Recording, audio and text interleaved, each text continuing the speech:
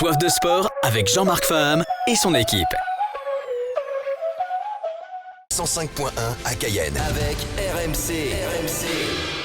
Les meilleurs journalistes, les plus grands spécialistes politiques et sportifs, tous les experts sont sur RDI. Avec la Dream Team RMC, on ne rate jamais un événement, une émotion, une victoire. RDI, c'est du grand spectacle à la radio. Soif de sport. Tous les lundis et les jeudis de 18h à 19h, retrouvez sur RDI Guyane Soif de sport. Jean-Marc Faham et son équipe reçoivent tous les acteurs du sport en Guyane. Soif de sport. Pour commenter l'actualité, les résultats et les événements sportifs. Tous les sports pratiqués en Guyane sont sur RDI.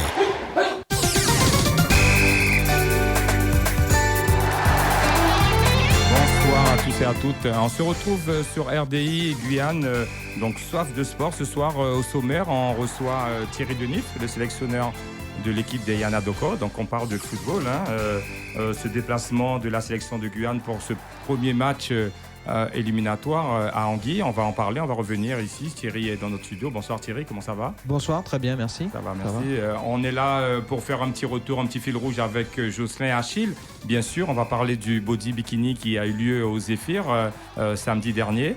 Et puis, dans la deuxième partie de l'émission, on va continuer la partie sportive avec le président du judo, Karim Kieta, qui sera avec nous, et aussi association sportive Loyola, créée il y a à peine un an et demi, avec son président Didier Nourel, qui va tout nous dire sur l'association, la vie de l'association, comment ça se passe, les disciplines ou nouvelles disciplines de l'année. Donc, on va se retrouver aussi avec notre consultant. Il est là avec nous, il nous a rejoint.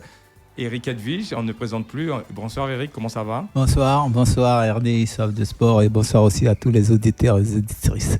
Alors, Jocelyn Achille, un petit fil rouge. On commence avec toi ce soir, cette manifestation aux Zéphyr où on a fait salle comble. Est-ce que déjà dans l'organisation, vous étiez satisfait au niveau du public ? Oui, on était très satisfait au niveau du public et au niveau de tout le monde, que ce soit les sponsors, que ce soit le public, que ce soit les candidats qui se sont présentés. C'était un beau spectacle. Sur place, on a vu aussi nos politiques présents, la CTG, la ville de Cayenne, de nombreux partenaires aussi. Comment ça s'est passé pour rassembler autant de politiques, de personnalités sur une manifestation, on va dire pas forcément nouvelle, mais qu'on n'a pas l'habitude de suivre ? C'était simple, la région, le hall de Zéphyr, ça appartient à la CTG. Le maire de Cayenne, elle a sponsorisé aussi. Et les autres, ce sont des sponsors qui sont venus volontairement venir voir la première édition de Bikini. Alors, donc pour cette première édition, vous avez fait fort puisque c'est une compétition internationale avec des juges internationaux qui étaient présents. Comment aussi pouvoir faire cette manifestation en Guyane et emmener des juges d'un tel niveau ? On était sur place. On a vu comment c'était très discipliné, très carré. Ils reprenaient même sur l'organisation afin que ça soit fait de la meilleure façon possible, on va dire. Oui, parce que pour la première, on ne savait pas exactement comment ça se passe. Le seul qui pouvait nous modifier, c'est le juge-chef. On appelle ça juge-chef. C'est lui qui vient de Trinidad. D'accord ? Et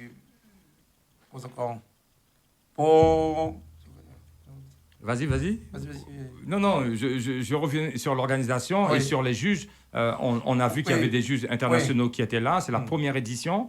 On a eu un panel de professionnels, justement, qui a encadré cette manifestation. Qu'est-ce que tu peux nous dire ? Pour avoir tout ça, il faut déjà être affilié à l'IFVB.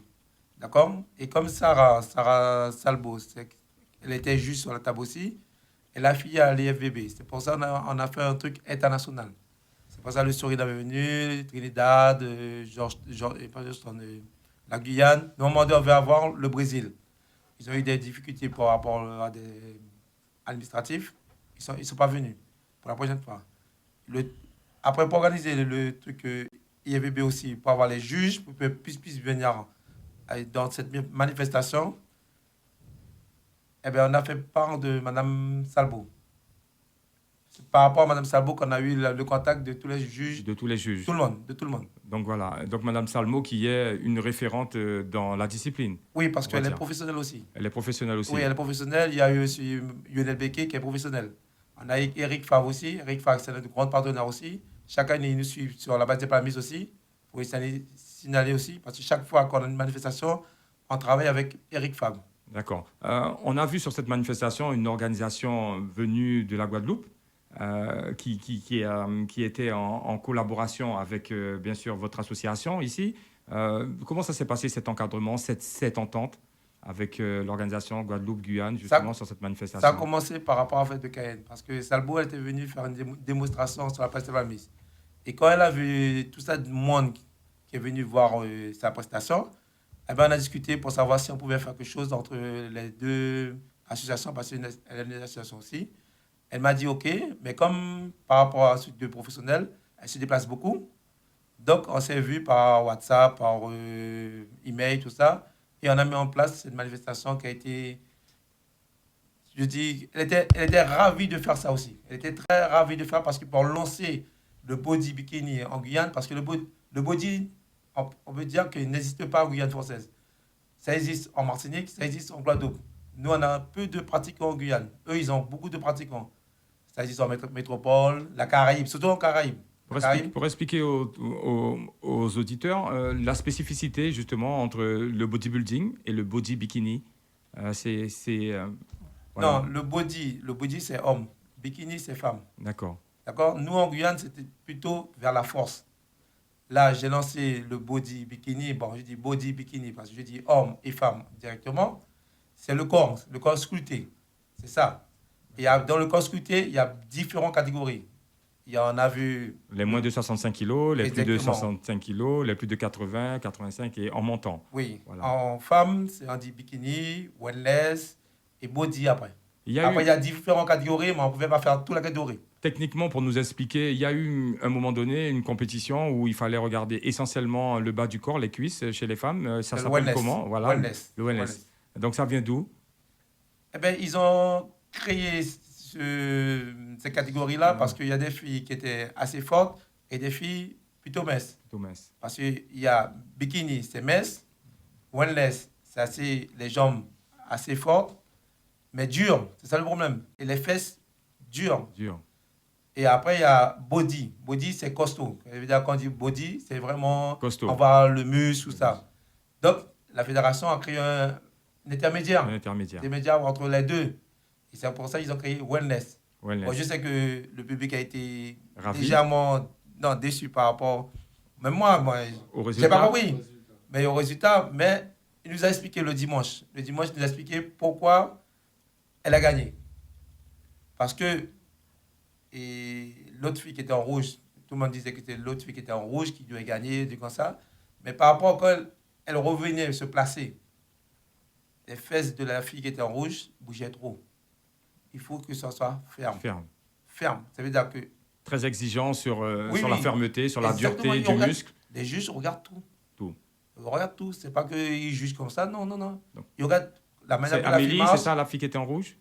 Et oui, je crois. Voilà. Amélie, oui. Mais ils regardent la manière qu'ils se comportent sur la scène et leur chorégraphie, parce qu'il y a une chorégraphie à faire. Bien sûr. Et après, pour se déplacer d'un endroit à l'autre, ça doit être ferme. Ça veut dire qu'ils doivent serrer les fesses pour se déplacer. Pour se déplacer. Mais je pense qu'elle ne savait pas, ou sinon elle a dû oublier, parce qu'il y a le stress de son... Bien sûr. Il y avait énormément de monde. Alors, si je comprends, il y a un détail sur tout.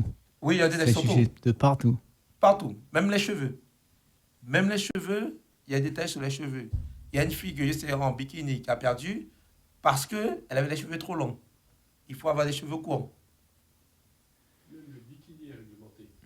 Oui, c'est réglementé. Le bikini, elle s'appelle Betty.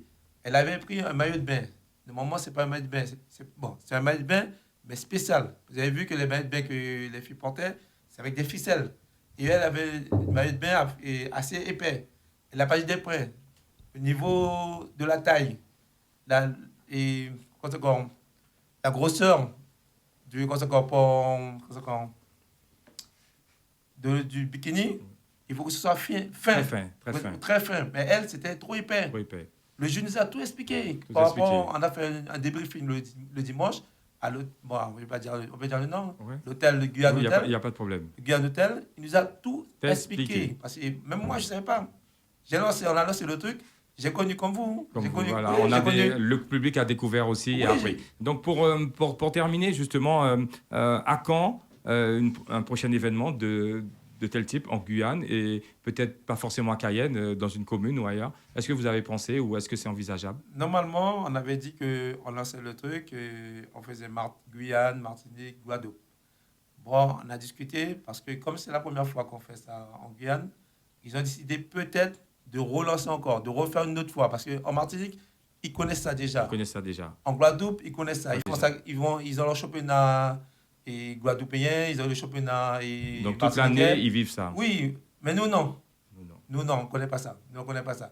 Donc, on va discuter encore vraiment si on fait une deuxième édition en Guyane et après peut-être l'année prochaine sera Martinique, Guadeloupe, Guyane. RDI sera à l'écoute. On te remercie pour toutes ces explications. On répète, Jocelyn Achille, le représentant du Body Bikini ici en Guyane. Donc, une manifestation que peut-être on reverra sur nos terres guyanaises. Merci Jocelyn. Il y aura aussi, n'oublie pas qu'il y aura la fête de Cayenne. La fête de Cayenne, c'est là qu'on a lancé le bikini. On a le Body aussi bikini, mais sur la place des Palmis. Et ce sera le 14 octobre sur la place des Palmis. Donc tu reviendras communiquer chez nous. Les portes sont grandes ouvertes justement pour tout type de manifestations sportives ou autres. D'accord, il n'y a pas de souci. Merci Jocelyn. Donc Merci. on se retrouve tout de suite avec Thierry Denif pour parler football, bien sûr, des Yana Doko, juste après cette page de pub.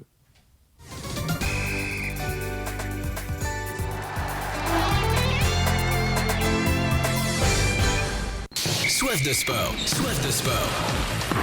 Tous les lundis et les jeudis de 18h à 19h, retrouvez sur RDI Guyane Soif de sport. Jean-Marc Fam et son équipe reçoivent tous les acteurs du sport en Guyane. Soif de sport, pour commenter l'actualité, les résultats et les événements sportifs. Tous les sports pratiqués en Guyane sont sur RDI. Tous les jours, retrouvez toute la Dream Team au grand complet. Le meilleur d'RMC. Le journal de la rédaction, la politique, l'analyse économique, tous les grands sujets d'actualité, tous les grands événements sportifs. Rien ne pourra vous échapper avec les experts RMC. Le meilleur d'RMC, c'est sur RDI. RDI, de la musique, des infos et du sport. Les meilleurs journalistes, les plus grands spécialistes politiques et sportifs. Tous les experts sont sur RDI avec la Dream Team RMC. RDI en Guyane. Sur 105.1 à Cayenne et 88.4 à Kourou. On se retrouve tout de suite dans Soif de sport sur RDI. Donc avec Thierry Denif. Thierry, bonsoir. On va parler football. Donc ce premier match, première victoire à l'extérieur contre Anguille, c'est de bon augure pour la suite déjà. Ça vaut mieux bien démarrer, on va dire, pour pouvoir avoir nos chances de qualification. Comment ça s'est passé justement la préparation après ce match qu'on a eu, on va dire, assez compliqué contre le Suriname en sortant d'une préparation, on le rappelle. Mais aujourd'hui, on a une victoire et c'est toujours bon à prendre pour la suite de la compétition. Oui, bonsoir à tous. Effectivement, l'objectif était ce match d'Anguilla, contre Anguilla à Anguilla, et non pas le match contre le Suriname. Donc on avait préparé les joueurs en conséquence, on avait fait une grosse préparation compte tenu de la période de la saison où nous sommes, avec les joueurs physiques, avant le match contre le Suriname, afin qu'ils soient fin prêts pour le match contre Anguilla quelques jours après. Et effectivement, le résultat est ce qu'il est. On a pu remporter cette première victoire pour notre premier match. Il était important de gagner ce premier match afin de lancer notre campagne qui a débuté et qui va se poursuivre dans un mois ici à domicile contre Saint-Vincent. Avant de rentrer aussi dans la partie technique de ce match, sur le résultat, 5-0, par rapport à nos adversaires qui ont aussi gagné, est-ce que le score est parfait ou est-ce qu'on aurait pu justement scorer un peu plus sur ce match? Est-ce que justement la fin des joueurs, quel a été ton ressenti après le match justement? Non, le sentiment est d'abord d'avoir fait le job, puisqu'il fallait remporter cette rencontre. Maintenant, la formule de cette compétition-là fait que les matchs à l'extérieur peuvent avoir une importance particulière, puisque c'est un classement général qui sera fait à l'issue des 4 matchs, des 34 équipes de la CONCACAF, et les équipes qui seront à égalité, c'est les buts marqués à l'extérieur qui sera pris en compte. Donc j'avais demandé aux joueurs, effectivement, déjà, dans un premier temps, de gagner cette rencontre, et au fur et à mesure de la rencontre, de, si possible, marquer le plus de buts possible, puisqu'on était à l'extérieur. Donc ce qui a été fait. Maintenant, 5-0, je pense que ça reflète assez bien la physionomie de ce match. C'est une équipe, c'est vrai on n'avait pas une très forte opposition, mais on a su concrétiser notre domination dès la première mi-temps, parce qu'il y avait 3-0 à la mi-temps. C'est ce qui est de bon augure pour la suite. Donc, mais c'est ce qu'il y a. C'est vrai, c'est peut-être. Mais c'est au moins que vous avez marqué ce match. Lorsqu'on regarde le score, même si on dit que c'était une équipe moyenne, mais la démonstration, il a fallu le faire. Et surtout, c'est que ça se passe à l'extérieur et vous avez gagné quand même. Le score que vous avez fait, c'est quand même une bonne chose d'avoir fait un résultat comme ça à l'extérieur. Tout à fait. C'est vrai que c'était important. Il fallait absolument gagner. Maintenant, les conditions aussi de jeu n'étaient pas, le terrain n'était pas extraordinaire. Il n'était pas plat, il était un peu bosselé. Donc, il a fallu s'adapter aussi à ça. Et puis, le voyage aussi qui a été un petit peu long pour arriver jusqu'à Anguilla. Mais bon, on est satisfait, et on va se servir de cette rencontre-là pour travailler, pour préparer notre prochaine échéance au mois d'octobre. Donc, avant de passer aux prochaines échéances, en connaissant ta rigueur, justement, on reste un peu sur ce match. On sait que les matchs à l'extérieur, dans les Antilles, sont toujours compliqués au niveau des déplacements, au niveau du couchage, de la nourriture et tout ça. On s'attend à ça. C'est pas la première année que la Guyane participe. Ton organisation aujourd'hui, sur tes attentes, est-ce que tu es pleinement satisfait, ou est-ce que ça va aller aussi en crescendo, en montant justement par rapport à la compétition qui arrive très vite? Tout à fait. Alors, j'ai la chance d'avoir un staff technique assez complet autour de moi, avec un médecin, avec un kiné, avec un préparateur physique, avec un adjoint, un préparateur des gardiens et un intendant. Après, au niveau de l'organisation du déplacement et des acheminements, il est clair qu'on a encore des progrès à faire. Maintenant, on va se servir de cette expérience qu'on a. Pour rappeler quand même que la dernière campagne a été très bénéfique pour la Guyane, puisque on a pu participer pour la première fois à la Gold Cup. Donc ça prouve quand même que le potentiel est là. La Guyane fait partie des nations importantes de la CONCACAF au niveau du football. Donc on souhaite déjà poursuivre ça et conserver cette dynamique-là. Et après, améliorer effectivement les petites choses, les petits problèmes d'organisation qu'on peut rencontrer, parce que ça demande une préparation qui est assez lourde. Et puis, à mettre en place les choses pour que les joueurs soient mis dans de bonnes conditions pour pouvoir performer sur le terrain. Justement, il y a une chose. Est-ce que tu vas sûrement aller chercher des joueurs de l'extérieur par rapport aux équipes que tu vas rencontrer maintenant? Plus ça va aller, plus je pense que les qualités de l'adversaire vont être davantage. Est-ce que tu espères faire venir certains joueurs de l'extérieur pour apporter quelque chose quand même en plus à la sélection? Alors, on s'attend à une opposition beaucoup plus forte avec Saint-Vincent et Grenadine dans un mois, au mois d'octobre, le 11 octobre, en Guyane. Maintenant, on a un vivier de joueurs assez important, que ce soit des joueurs locaux ou de métropole. Et nous, notre travail, le staff, c'est de mobiliser un petit peu les forces vives du pays pour qu'on ait la meilleure équipe possible contre Saint-Vincent. Là, contre Anguilla, on avait 2 joueurs de la métropole qui ont fait le déplacement, donc Donovan Léon et Geoffrey Torvik. Il est clair que pour les prochaines étapes, on fera très certainement appel à d'autres joueurs également pour les échéances futures qui arrivent et notamment le niveau de compétition qui va très certainement augmenter au fur et à mesure de nos rencontres. Pour rester sur la question d'Éric, justement, tu travailles ici, tu es ici. Est-ce que c'est plutôt toi de faire un noyau ici et de compléter avec les joueurs de l'extérieur, un vrai noyau, parce qu'on sait qu'en travaillant, on peut avoir de très bons joueurs ici pour aller très loin. Est-ce que tu es plutôt sur cette attitude-là ou vraiment construire à chaque match une nouvelle sélection, ce qu'on peut faire aussi? Non, l'important, c'est de constituer un groupe de joueurs compétitifs, que ce soit des joueurs locaux ou des joueurs de métropole. On donne beaucoup d'importance au collectif. C'est avant tout l'atout numéro 1 de la sélection, c'est d'abord le collectif. Et on s'attache à sélectionner les meilleurs joueurs à leur poste, qu'ils soient locaux ou de métropole. Voilà. Donc c'est un travail sur l'état d'esprit vraiment qui va être primordial, je pense, même si le groupe est très large, mais si l'état d'esprit fait que tout le monde adhère, je pense qu'il n'y aura pas de problème. Je reviens sur les deux adversaires qu'on jouera en Guyane, donc Saint-Vincent déjà. Un peu plus élevé, on va dire, que Anguille, mais est-ce que justement tu connais un peu le niveau de ces équipes? On a regardé les résultats qu'ils ont pu faire. Il est clair qu'ils ont eu quelques résultats positifs contre des équipes d'un bon niveau de compétition. Pour l'instant, on n'a pas plus d'informations que cela, mais il est clair que ça sera un niveau supérieur par rapport à Anguilla. Anguilla, c'est une petite île qui se trouve en face de Saint-Martin, où il n'y a que 13 000 habitants.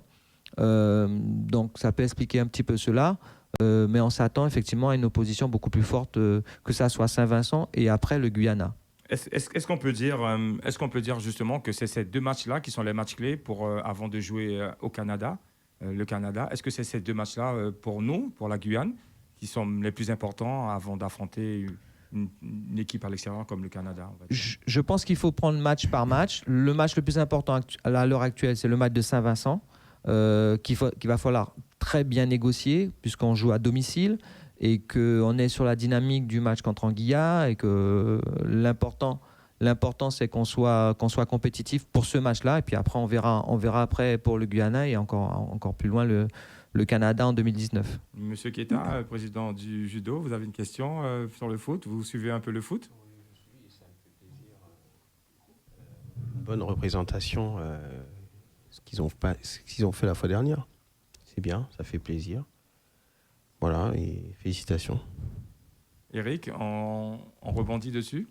Oui, on peut rebondir dessus. Puis c'est la seule chose que je demande à Thierry, c'est maintenant est-ce qu'il peut se renseigner pour avoir, c'est pas pour avoir quelques résultats par rapport à ce match, pour avoir des séquences de ce match des adversaires que nous allons rencontrer.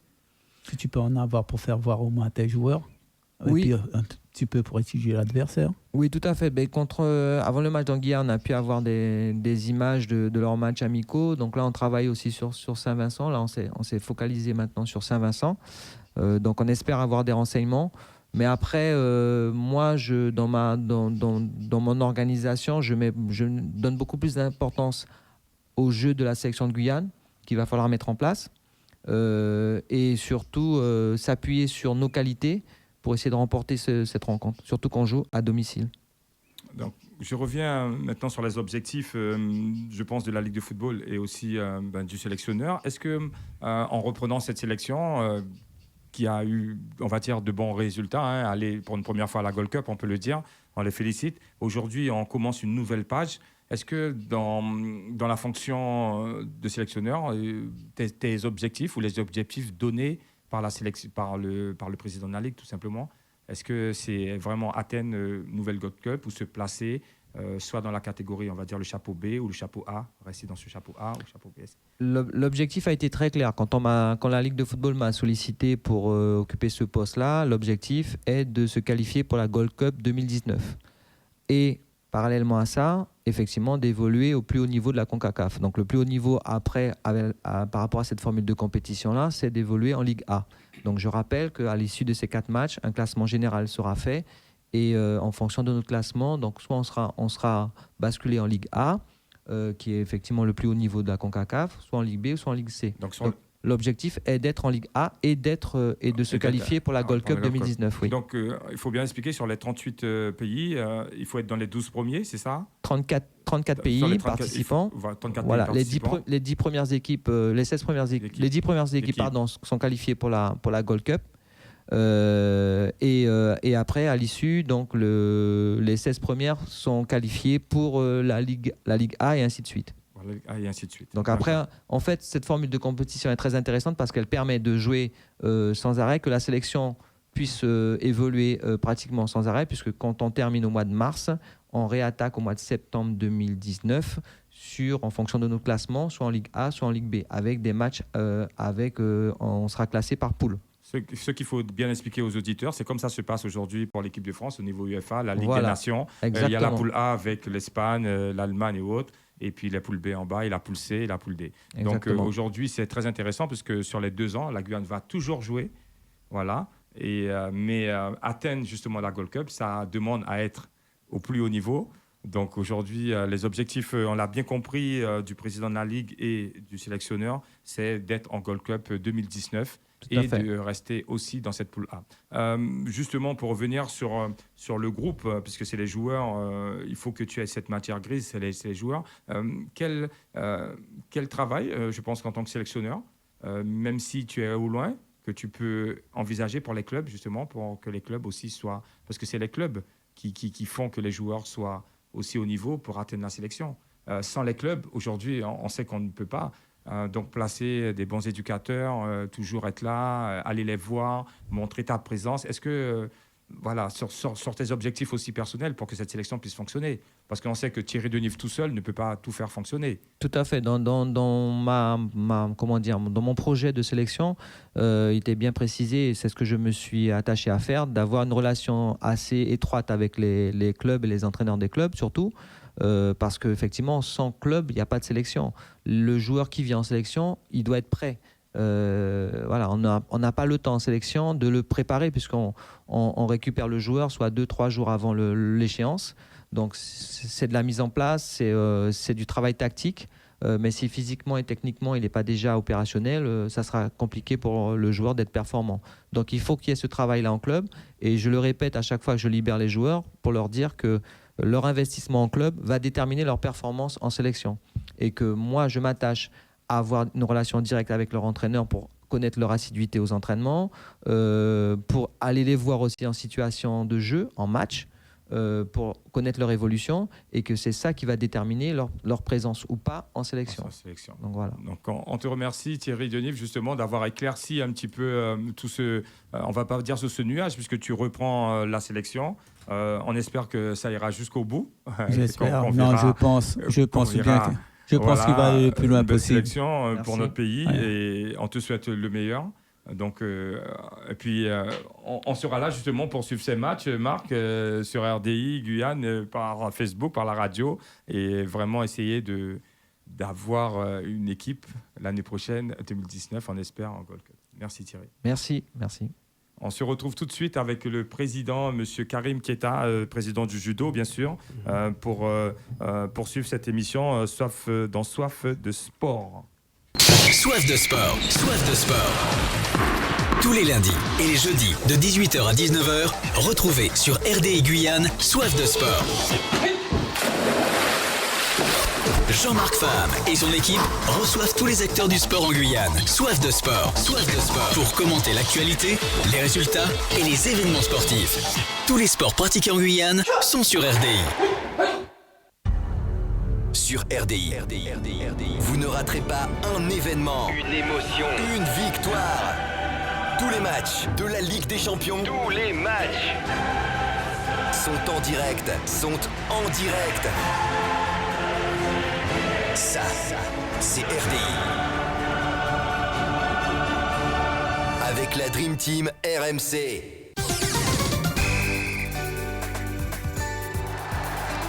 On se retrouve, chers auditeurs, sur RDI Guyane dans Soif de sport. On continue l'émission avec le président Keita du judo, bien sûr, et le DTR Michael Fromard, il est là. Tout de suite après, on est en direct. Vous voyez arriver Didier Nourel de Loyola avec son beau maillot jaune et orange qu'on recevra juste après pour tout nous dire sur cette association. Bonsoir, président. Bonsoir. Comment ça va ? Très bien, on commence une bonne année. Donc, allez-y. Voilà, on a commencé, on était à Family Plaza samedi. Voilà. Le dimanche 30, on fait notre stage de rentrée où on aura tous les enseignants de Guyane en partant de l'Est à l'Ouest. Et puis surtout, ça sera spécial cette année parce qu'on va tous les anciens, c'est-à-dire tous les anciens présidents de ligue, on a fait une réunion et de façon à ce que sur le code moral du judo, sur l'amitié et le respect. Et ça va se passer où? Ça sera se passer au dojo de Suzini de 8h à 17h. On aura toutes sur le plan technique, sur le plan philosophique, sur la philosophie du judo. Et puis c'est pour ça que je suis venu avec mon directeur technique qui lui expliquera ce qu'on fera sur le plan technique. On rappelle aux auditeurs le 05 94 36 3000, 05 94 36 3000. Ou bien posez vos questions sur la page Facebook rdi.guyane. rdi.guyane, la page Facebook en direct, l'émission avec notre technicien Marc, on est là. Bonsoir Michael Frommard. Ça se passe comment pour vous au niveau justement de la détection ou de l'organisation technique, on va dire, du judo? Pour l'instant, ça se passe bien. Ça fait 1 an que je suis sur ce poste. C'est vrai qu'on a beaucoup de jeunes prometteurs, donc on fait le nécessaire pour qu'on envoie le maximum de jeunes à un niveau convenable pour le judo. On connaît très peu Michael Frommard. Vous avez été formé où? Vous pouvez nous dire comment ça s'est passé, votre formation? Depuis quand vous faites du judo? Alors, j'ai commencé le judo très jeune, à l'âge de 10 ans. Et voilà, j'ai au club Seroku Samurai. Donc, j'ai fait une formation en sport-études. Je suis parti en sport-études pendant quelques années en métropole. Donc, j'ai intégré plusieurs clubs de haut niveau sur la métropole, sur Toulouse et sur Paris. Et puis ensuite, je suis revenu en Guyane, voilà, pour entraîner. Donc, vous avez intégré tout de suite le comité régional de judo de la Guyane. Vous faites les clubs. Il y a beaucoup de... On a reçu il n'y a pas longtemps le club de l'AC Bonhomme, Éric Emmanuel. Beaucoup de jeunes de nos judokas sont en pôle, en métropole. Pas mal sont dans des clubs. Il y a pas mal de bons résultats au niveau du judo. Comment ça se fait? Comment ça se passe qu'aujourd'hui le judo a une telle primeur pour les jeunes? Bon, c'est vrai que ça fait longtemps que le judo a beaucoup de potentiel en Guyane. On a sorti des Lucie de Cos, Dany Béliard. Donc c'est vrai que chaque année, il y a toujours des jeunes à potentiel qui arrivent à percer au niveau national. Donc notre objectif, c'est un petit peu poursuivre dans cet élan-là et puis un petit peu développer le judo sur tout le département. Donc là, vraiment, cette année et puis les années à venir, c'est vraiment déployer le judo sur toute la Guyane et puis intégrer un petit peu la philosophie du judo. Donc on a 2 objectifs prioritaires. Donc c'est développer un petit peu vers le haut niveau, faire sortir les jeunes de la Guyane, et puis aussi tout ce qui est niveau animation, donc garder la philosophie du judo, transmettre les valeurs du judo. Donc on connaît actuellement les difficultés qu'il y a sur le département au niveau comportement. Donc c'est vrai que les valeurs du judo, de respect, de contrôle de soi, de politesse, sont des valeurs qu'on essaye d'inculquer au maximum aux jeunes qui viennent dans cette discipline. Merci, Monsieur Frommard. Monsieur le Président Karim, justement, aujourd'hui, vous avez un DTR avec vous. Vous avez une équipe autour de vous, je pense. Ça se passe très bien, le judo. Comment un président de ligue fait que surfer sur cette vague pour que ça reste toujours à cette hauteur? Quel est le travail, quel est le secret, justement, pour que cette ligue puisse fonctionner de cette manière? Le but, c'est de fédérer, en fait. Le but, c'est de fédérer. Et d'ailleurs, c'est pour ça que le 17 novembre, nous allons fêter le 40e anniversaire de la Ligue de judo. Il est évident que le judo a commencé bien avant 1978. Et on est en train d'écrire un peu l'histoire du judo en Guyane. Et surtout, on va essayer, lors de cet anniversaire, le 40e anniversaire, c'est-à-dire que tous les anciens qui ont été les pionniers du judo guyanais, c'est de les mettre à l'honneur. Et on arrive, mais aussi on se sert un peu des anciens, mais le but, c'est aussi d'aller vers l'avenir. Et donc, on prend aussi les jeunes pour pouvoir donner tous une dynamique. Dans cette manifestation du 17 novembre, on aura des anciens, on aura des présidents. Est-ce qu'on peut s'attendre à une surprise avec Lucie de Cos ou un autre champion? Exactement. Un autre champion qui viendra. Voilà, le but, c'est... Les choses sont en cours. Le but, c'est de mettre à l'honneur les anciens, mais ceux qui sont là, et puis pour donner une impulsion au judo en Guyane. Donc là, on est en train de développer, on va dans toutes les communes, on est allé à la Regina, on va aller à Saint-Georges, on va aller à Kubo, on va essayer d'avoir développé au niveau de la masse, pour après, de cette masse, sortir Les meilleurs. L'élite. Voilà. On ira même aussi à Maripasoula. Même aussi à Maripasoula. Ah oui, effectivement. Donc du pain sur la planche qui vous attend. Il y a du travail. Donc le but, c'est de fédérer le maximum des anciens comme des nouveaux et surtout beaucoup de nouveaux pour donner une impulsion. C'est la question que je pose à tous les présidents de sport ou d'associations ou de ligues ici. À quand le sport des disciplines telles obligatoires dans les écoles? Ce qu'on est en train depuis un an, on est rentré. Non, mais déjà on rentre dans les écoles primaires. On essaye d'initier les jeunes dans l'école primaire et comme je l'ai évoqué tout à l'heure, le but c'est au départ de mettre de la masse et après au fur et à mesure. Bon, après nous avons l'IFAS qui est là, mais ça c'est pour les sportifs déjà qui sont confirmés, déjà confirmés. Mais le but c'est d'abord nous on fait de l'initiation. Après, on fait du développement et puis après... on sait que l'ASC Bonhomme est placé dans une école à Bonhomme, justement, pour ses entraînements. Est-ce qu'il y a d'autres clubs comme l'ACB qui œuvrent dans des écoles, dans des quartiers, pour essayer justement de ramasser toute cette jeunesse qui en a besoin? Il y a un club là, qui s'est ouvert à Regina. Et il s'est ouvert cette année donc, à l'école de Regina. Bon, c'est la seule école qui est là-bas. Et puis, il y a quand même déjà pas mal de jeunes qui sont initiés et qui sont contents de le faire. Et ça sera un moyen, justement, le dimanche 30 septembre. On réunit tous les professeurs de judo sur le département. Ils se voient et ils vont évoquer leurs problèmes, leurs difficultés. Et ça sera à la Ligue d'essayer de les aider en portant quelquefois des solutions. Merci, Président. On attendra votre retour justement sur cette manifestation du 17 novembre. On vous allez faire justement un petit flash ce soir sur le judo pour annoncer justement toutes ces festivités qui vont arriver. Le CTR, oui, c'est ça, le DTR est là, Direction technique régionale du judo, Monsieur Fromard. Au niveau des compétitions en elles-mêmes, est-ce que ça vous arrive de suivre les joueurs, les judokas qui partent justement pour les accompagner, pour leur donner ce côté mental, moral, physique, technique pendant les compétitions? Oui, justement, on a une équipe technique régionale qui travaille tout au long de l'année pour pouvoir repérer les jeunes, travailler avec les clubs, auprès des clubs pour pouvoir les faire travailler toute l'année. Par exemple, cette année, on a quelques jeunes qui sont prévus pour partir en sport-études. Donc là, ils ont un an de préparation intensive avant de partir en sport-études. Donc on se prépare dès maintenant. Et puis pour les années à venir aussi, on essaye de préparer les jeunes à long terme pour pouvoir les mettre dans de bonnes conditions pour les déplacements. Donc c'est vrai qu'on essaye de faire au mieux pour avoir de bons judokas à venir. Et puis aussi, lorsqu'ils puissent revenir au pays, transmettre aussi aux jeunes judokas ce qu'ils ont appris.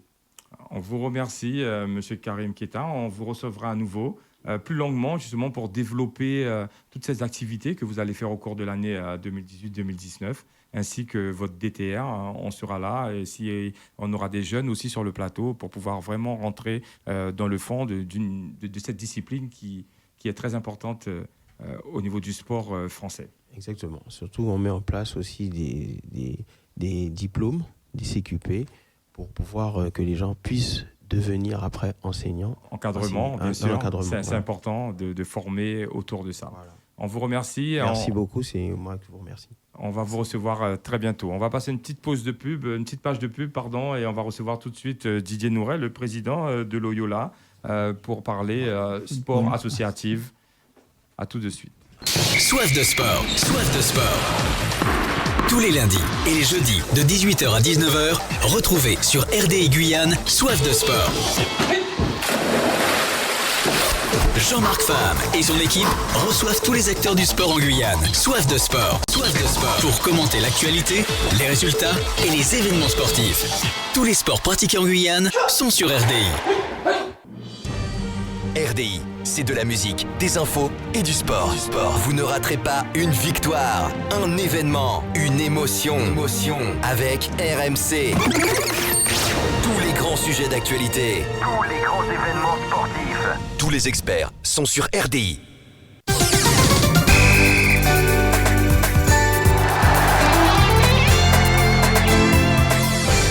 Vous êtes bien sur RDI dans Soif de sport. On reçoit tout de suite en fin d'émission Didier Nourel. Bonsoir Didier.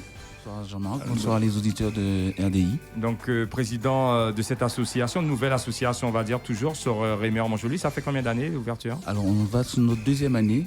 Donc, on a commencé en janvier 2017 où elle a été créée. Et on a démarré avec une section football à partir de la saison en cours, 2017-2018. Comment ça se passe aujourd'hui, presque 2 ans après? Je vois sur le terrain des âmes claires pas mal d'enfants, des jeunes filles. Comment ça se passe, l'évolution de cette association? Alors, il faut tout d'abord savoir que Loyola, c'est un club omnisport. On a commencé par le football parce que la plupart des membres, comme tu connais Jean-Marc, sont des footeux. Par la suite, on a créé une section fitness et on a aussi une section aide aux devoirs au soutien scolaire qui s'appelle Educaloc. Sur la partie football, on a commencé avec ce que mon dada, ce sont les bébés, c'est-à-dire les enfants qui ont à partir de 4 ans. À partir de 4 ans, et on a fait jusqu'au U13 pour la première année. Et sur la partie féminine, on a voulu, ça a été une envie du comité de pouvoir commencer avec les filles, c'est-à-dire démocratiser le football féminin. Et on a commencé des bébés jusqu'à la section senior. On a une section féminine senior qui a disputé le championnat féminin avec la Ligue de football. Voilà. On va revenir juste sur l'encadrement. Comment, justement, une nouvelle association, au niveau de l'encadrement, c'est que c'est très difficile ici, au niveau du bénévole. Oui. Comment vous arrivez, justement, à encadrer rapidement, comme ça, des bébés? On sait que pour les bébés, c'est spécifique. Il faut avoir un diplôme particulier ou un statut particulier pour prendre des enfants à partir de 4 ans. Comment ça s'est passé pour vous? Alors, tout à fait. On a voulu s'entourer de personnes compétentes dans tous les secteurs qu'on a mis en place. Tout d'abord, lors du projet, on a voulu s'entourer de personnes compétentes. On a un responsable technique, Yannick Schauder, un sous-responsable technique qui est Carl Racon. Et avec ces personnes, on a voulu mettre en place cette section baby, qui est un peu particulière parce qu'elle n'est pas régie par la Fédé. On connaît par la FIFA, par la Ligue. Pour expliquer quand c'est pas régi, il n'y a pas de championnat, il n'y a pas de plateau. Exactement, voilà. C'est-à-dire on peut mettre ça au passé, parce qu'au tout début, il y a 3 ans, avec une personne que je vais citer, c'est Annie, une dame très importante avec qui on a fait les bébés qui est de la Rémir. On a commencé, dans l'ancien club que j'étais, c'est nous qui avons commencé les bébés. Et par la suite, ça s'est démocratisé. Et on a vu que sur tous les plateaux maintenant, chaque équipe vient avec une équipe de bébés. Alors, ce qui fait qu'on peut se retrouver à 10 équipes de bébés sur un plateau. Et ce qui permet surtout aux parents de mettre les enfants plutôt au foot. On dirait ceux qui sont très débrouillards, ceux qui sont très, très rigoureux, qui aiment le football depuis petit. Et ce qui fait que cette section, elle est en train d'exploser au niveau des clubs. Mais c'est intéressant de s'occuper des bébés. C'est très intéressant, c'est vraiment parce que moi je m'en occupe de ça. On va justement rester sur l'encadrement. On va axer justement sur les bébés. Commencer la compétition très tôt à cet âge-là. Il faut être vraiment connaisseur pour que les enfants puissent appréhender les résultats, les contacts. Et savoir vraiment comment faire avec eux. Comment est-ce que ça se passe vraiment Sur cette partie, on est vraiment sur la découverte. C'est-à-dire qu'on est sur la découverte et on leur fait quelques petits ateliers de motricité pour qu'ils puissent comprendre, pour ceux qui sont un peu plus aguerris, et comment lever la jambe, les genoux, voilà. On fait des petits jeux avec eux, mais c'est beaucoup sur cette catégorie du plaisir de jouer, et de leur donner quelques petites règles. Donc beaucoup de motricité, voilà. Et à travers le jeu, on apprend à l'enfant, à travers beaucoup de jeux, on apprend à l'enfant les règles du football, les règles du respect, les règles de vie. Voilà. Surtout, il y a la culture qui est importante, c'est le respect. Donc, le respect de l'entraîneur, des parents, des entraîneurs, des encadrants. Aujourd'hui, en 1 minute, sur l'aide aux devoirs, pour tous, donc dès qu'on va à l'école, hein, c'est l'aide aux devoirs. Voilà, Donc à partir du CP, on va dire, on a des petits devoirs à la maison. Comment ça se passe? C'est avec des enseignants ou avec l'encadrant qui est aussi entraîneur de foot? Comment ça se passe? Non, pas du tout. On a voulu bien dissocier les choses. On a une commission qui s'appelle Éducaloc, qui est représentée par deux enseignantes qui sont confirmées. Et ces enseignantes, elles interviennent lors des vacances scolaires, des petites vacances scolaires. Alors, chaque vacances scolaires, on met à la disposition des parents une semaine pour qu'ils puissent emmener les enfants chez nous pour pouvoir faire leurs devoirs et aussi demander l'aide. Mais c'est ouvert à tout le monde. Ce n'est pas simplement aux jeunes du LOC. On est ouvert sur toute la région. Donc, association multisport, donc fitness. Fitness, donc c'est plus pour les filles, les garçons. Comment ça se passe? Il y a beaucoup de garçons. C'est mélangé. On a commencé timidement parce que c'était une première année de test. On avait 15 dames qui étaient avec nous, qui étaient sincères et qui ont continué et qui nous ont permis de développer cette activité. Et on continue encore avec elles. Et on fait de sorte de mettre un autre jour, parce que ça a été demandé d'avoir 2 jours dans la semaine. Encore de la place pour cette année 2018-2019? Il y a encore de la place. Donc on va... Le numéro de téléphone, s'il y a 06 94 09 93 69. Voilà, 06 94 09 93 69. Voilà. Les plus grandes sections? Alors les plus grandes sections, on s'était arrêté l'année dernière au U13.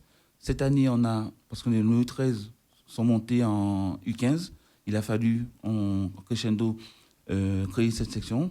On a eu un entraîneur qui nous a rejoints, donc je félicite parce que ce n'était pas évident. Rapidement, pour conclure, on est arrivé au bout de l'heure. Une manifestation prévue pour cette année avec Loyola dans la Cité des Âmes Claires? Alors, une manifestation prévue, pas pour l'instant. On est en train de travailler dessus. Je vous dirai ça quand elle sera. On sera là pour relayer, pour vous inviter à nouveau et plus longuement à l'antenne. Et samedi prochain, on dit aux parents qu'on ouvre la rentrée scolaire des bébés jusqu'au 9. Voilà. Donc on sera là pour relayer l'information à nos émissions Soif de Sport lundi prochain. On se retrouve dans Soif de Sport sur RDI. Les auditeurs, n'oubliez pas, 18h, 19h sur RDI Guyane, 105.1 à Cayenne, 88.4 à Kourou. Soif de Sport. Bisous. RDI en Guyane, c'est de la musique, des infos et du sport. RDI sur 105.1 à Cayenne et 88.4 à Kourou.